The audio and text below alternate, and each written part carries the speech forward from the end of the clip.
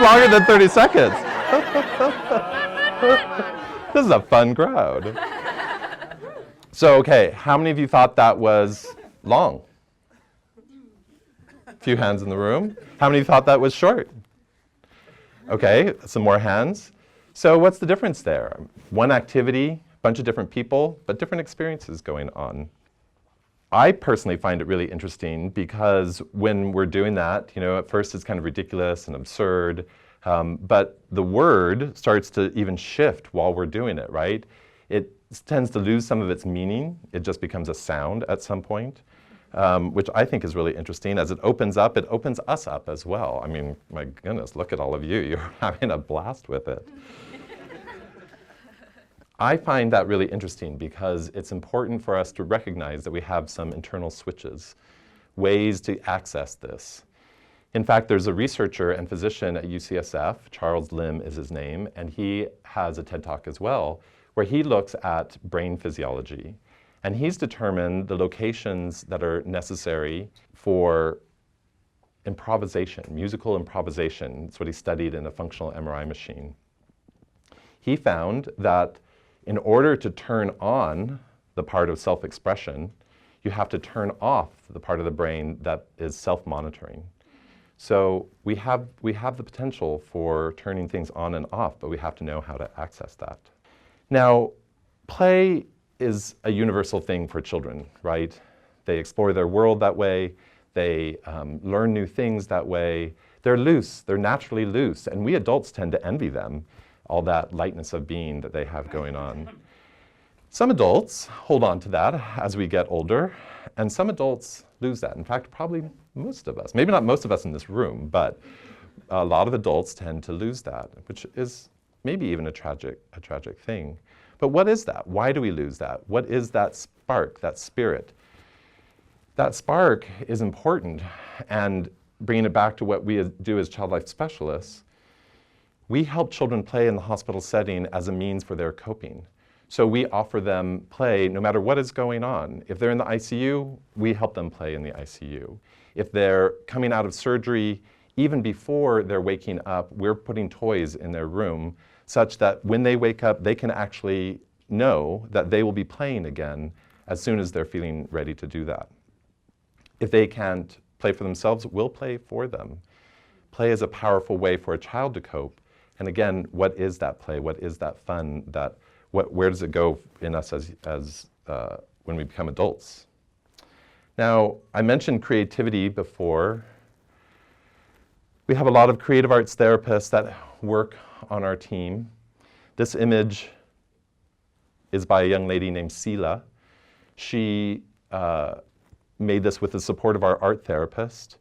This is a tree with mandalas that she made to honor her father.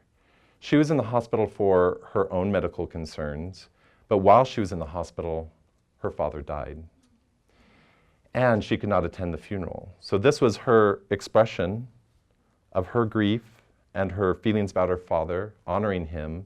And at the same time, it was at the funeral representing her presence at that significant event in their family's life.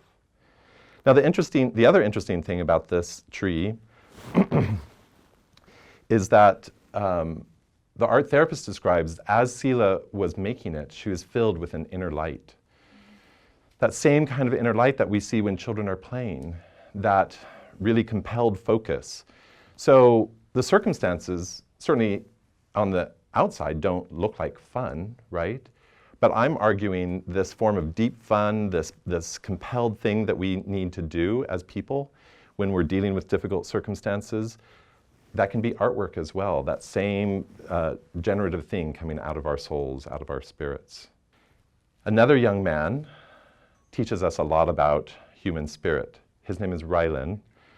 Watch this video and see what he is able to do with the support of his child life specialist.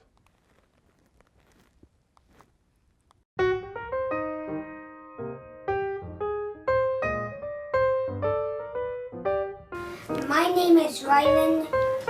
My helper is Irene. We're gonna make Chocolate chip cookies. They're going to be delicious. chips, check the chips. Bacon soda, bacon soda. Brown sugar, brown sugar.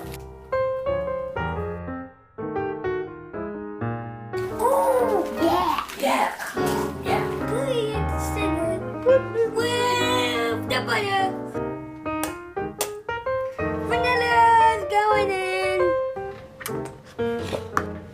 1, 2. Yeah!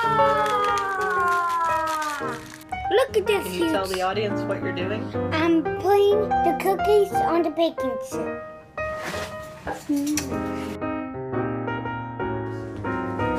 I just baked cookies. Okay, let us know. We'll be back for cookies.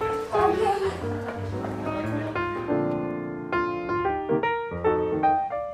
They turned out so good. Look. That's the best cookie I've ever had.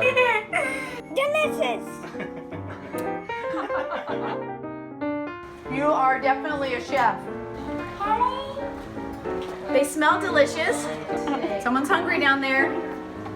Okay, I'm coming. Thank you so much. Aww.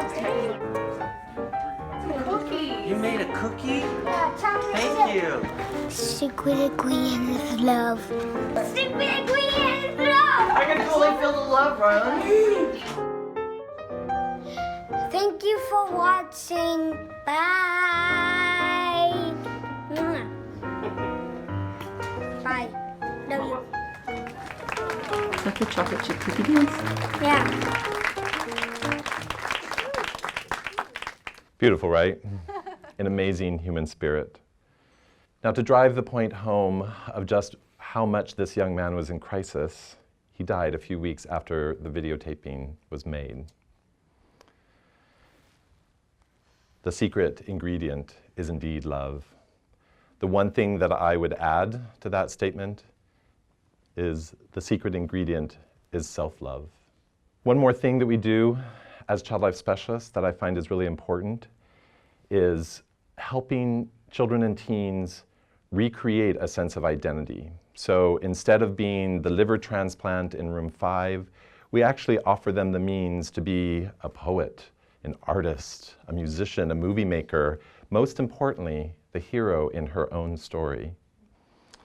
One young lady, before coming into the hospital, had taken piano lessons, but hadn't quite resonated with them until she was admitted to the hospital, and she found herself in crisis. She was in pain, not an easy to diagnose condition, waiting, worrying. Her family was around her but stressed.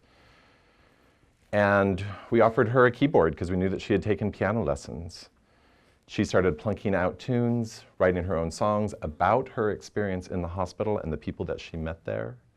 And fast forward to today, she is a young singer-songwriter putting herself out there with her music in recording studios, on the internet, selling her thing, making her music. And in fact, she's here today. Monica Joy, you want to give a wave?